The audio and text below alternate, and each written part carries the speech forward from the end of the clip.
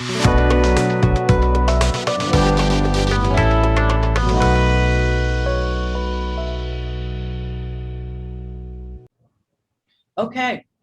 so I want to ask you a really weird question. On a scale of 1 to 10, 10 being the most, what would you say your joy factor is going through your day-to-day life? If you would ask your body, like, how much joy do you have today on a daily basis when you're not traveling? What would it say the number is? The first number that came up was 8. Okay, so part of what your heart's bringing forward for your session today is let's get that up to a 10. Yeah. Great. Yeah. Okay. And then the aspect of peace. Talk a little more about that. Like, where is it? Heartfelt peace, like being able to rest. Yes. Okay. It's not peace of mind. Oh. I was feeling it first in my heart. Yeah. But of course, the mind has to be peaceful too. But I feel like we're working on a deeper level now. That the peace of the heart is, I mean, if you look at one of the things that I have said throughout the years is I will frequently help open a person's heart chakra as a backdoor approach to quieting the mind. So it doesn't work the way you just said. Sometimes it works in the opposite direction. Yeah. Yes, it does. I know that. Yeah, it's bi-directional. So, like, it's not sometimes it works in the opposite direction. It is always bi-directional. So we can feel more peace in the heart, and that would show up like safe in the body, safe on planet Earth, not in fight or flight, not having to defend or protect, just all is well vibration. Yeah. Yeah. And Claudia, my God, my dear, if we look at this, the number one pattern that we have been unwinding in your mind seems to have been worry, because you talk about anxiousness in your workshop as like the thing yeah. So this is a huge gain to have the all is well vibration heartfelt, and the heart to hold that in the chest. Despite momentary worries the mind might flutter across our screen, our mental screen, you're able to now maintain more of an embodied all is well. That's huge. Yes.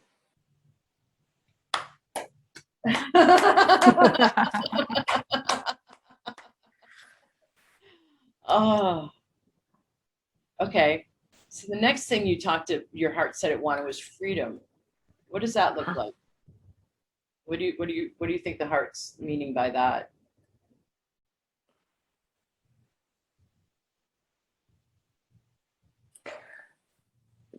I just thought when we talked about the peace of the heart, like this really deep-rooted trust that ought as well to have that.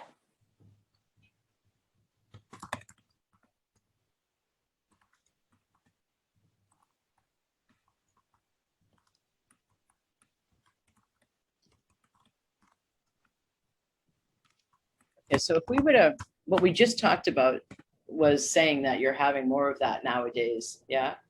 Yeah. If we were to ask your mind to describe where it's not able to be in agreement to that trust that all is well, what does it propose as the reason why, if anything? Sorry, what the heart proposes? No. So what's happening is we're looking at you going into the process. So let me zoom out a little bit off view. Claudia, when I'm doing the multitude of podcast interviews, and I had to cut down how many I was doing a week, about 2 months ago, or I chose to cut down. So it averages about 3 a week, sometimes 5.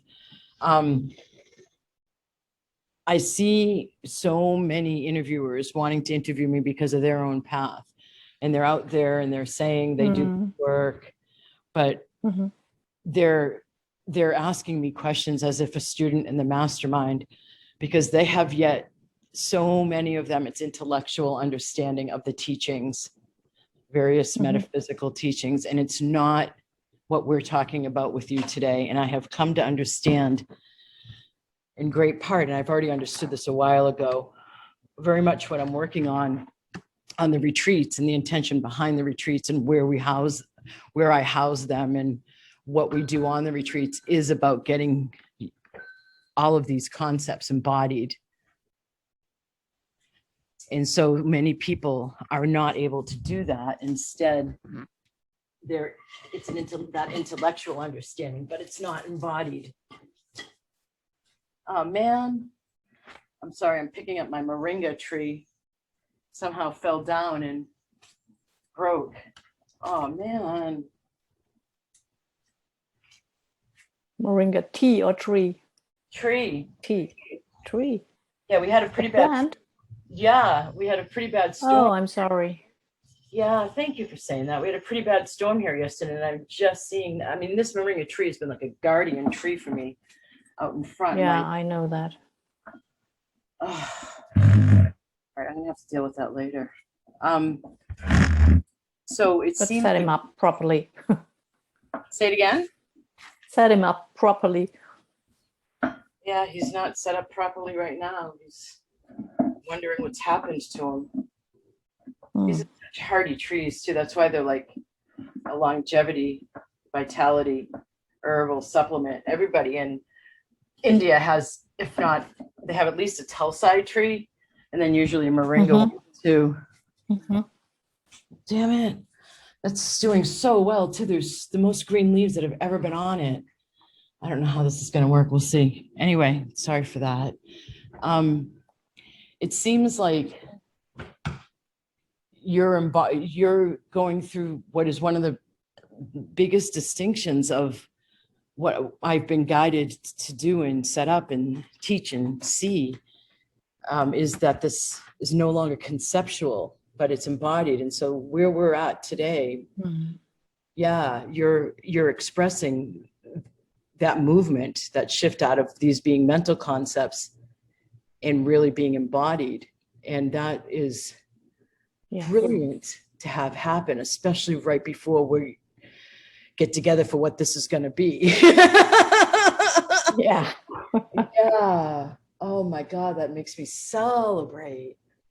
Okay. So forget the question I asked. Well, no, the question I did ask was,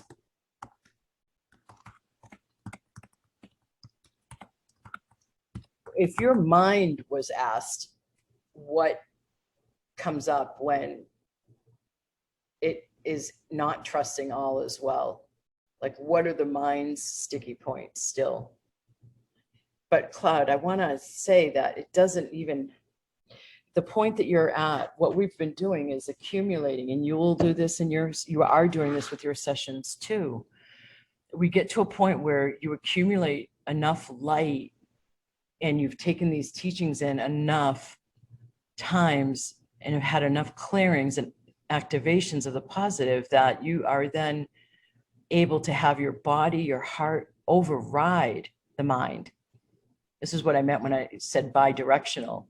So even though so even if I'm asking you, and that's why I, at first, when we came back to the topic, I said, forget about what I was asking about the mind.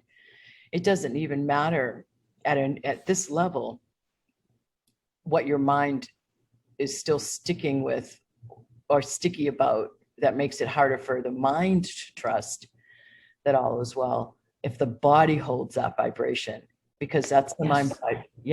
It's the mind body connection working in reverse, which is part of the design behind what we're doing here together. That's why I have the free monthly call and do the clearings and activations, so people can experience what else is possible, just like what you do in the workshops. People can perceive for themselves, wow, I can feel lighter. But it's ultimately talk therapy doesn't work. Coaching only from the intellect doesn't work. It has to be embodied for the actual shift and permanent behavioral change to ensue. So this is what we're at now with you. So your body can hold in your heart. When I say your body, I mean because your heart has now shifted and all your chakras are more open and circulating life force energy and activated and aligned, you're more able to not just the heart, but overall embody the knowing that your system's designed for all is well, in peace, in freedom, in joy. So even if we were to explore and we can, if you want, where your mind's having difficulty trusting that all is well, what I'm saying to you is that with where you're at now, it's more okay than it ever has been for your mind to propose worries, because it can't have the same catalyzing effect, moving worry and then gaining more worry momentum, because your body and heart know differently. So the mind's getting put in its proper place. Ultimately, it's not the driver anymore. Thank you for that image. Oh my God, it's so like I just see it now. Like I have my hand on my solar plexus and heart, and I see it expand and just like a wave going to the mind. Yep.